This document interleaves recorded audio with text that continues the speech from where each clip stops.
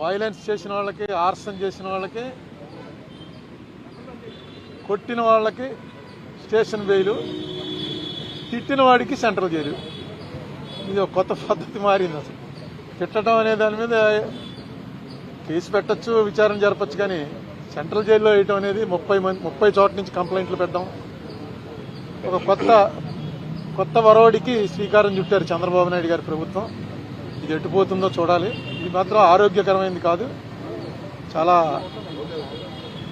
Two మచ్గా వ్యవహరించారు. అందులో ఏం అనుమానాలు లేవు. మిగతావన్నీ నేను మళ్ళీ ప్రెస్ మీట్ పెడతాను, ప్రెస్ మీట్లో చెప్తాను.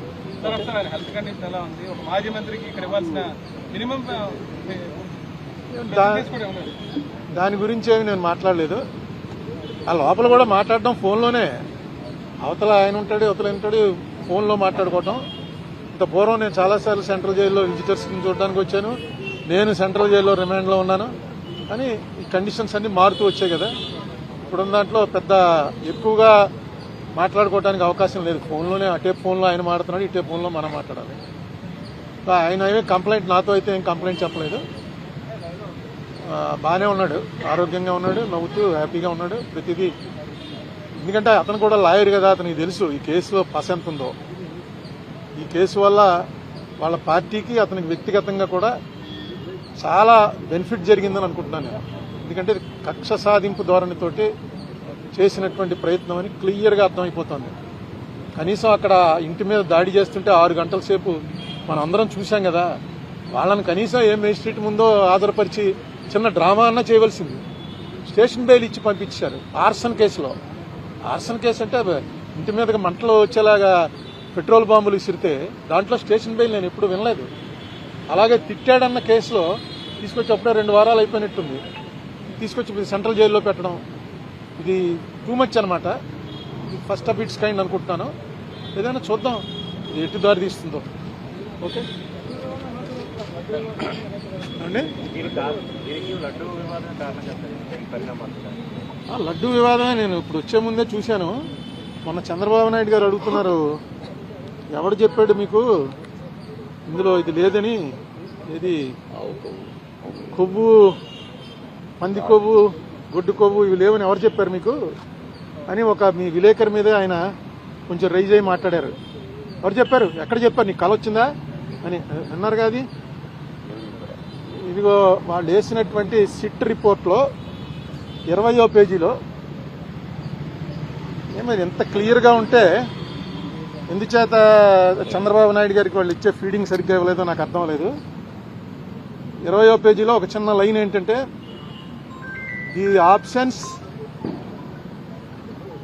The absence of cholesterol in the samples also suggests that the chances for presence of tallow, lard and fish oil are very low. లేవు అని ఎప్పుడు ఎవరు, వెరీ లో అంటే లేనట్టే లెక్క. In the absence of cholesterol in the ghee samples అని క్లియర్గా వాళ్ళు వేసిందే. ఆ సిట్ ఆయన వేసిందే, సుప్రీంకోర్టు దాంట్లో వాళ్ళు క్లియర్గా ఇచ్చారు.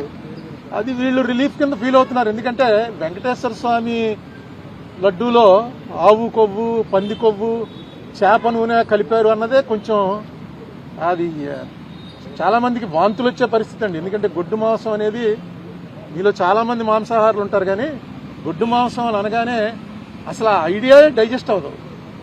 నేను చూశాను చాలామందిని, వాళ్ళు హిందూస్ కూడా కాదు, క్రిస్టియన్స్లో ఫ్రెండ్స్ ఉన్నారు, వాళ్ళని కూడా చూశాను. ఎవడో మేము ఒక ఢిల్లీలోనో ఎక్కడ ఎవరో ఇంటికి వెళ్తే కాలా గోష్ ఖాయేగా క్యా అని అడిగాడు. కాలా గోష్ అంటే అర్థం ఏంట్రా అని నన్ను మావాడు అడిగాడు.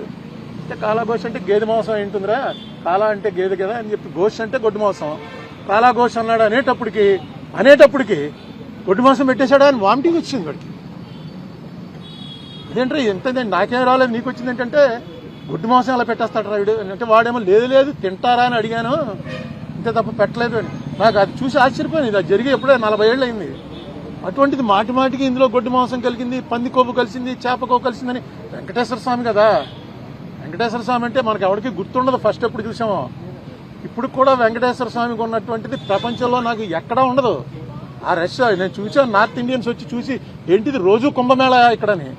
అంత జనం, అంత వెంకటేశ్వర స్వామి అంటే ఆ దాంట్లో అన్నిసార్లు అనకూడదు. అసలు నిజంగా జరిపిన వాళ్ళని శిక్షించడానికి ప్రయారిటీ ఇవ్వాలి, కానీ దీంట్లో నిన్న ఇంకో మాట అన్నాడు ఆయన, నాకు ఆశ్చర్యం వేసింది. ఇది అవినీతి కాదుట, హిందూ మతాన్ని నాశనం చేయటం కోసం పన్నిన కుట్రట. హిందూ మతం నాశనం అవటం, నీ నాశనం ఎవడన్నా చేయగలడా దీన్ని?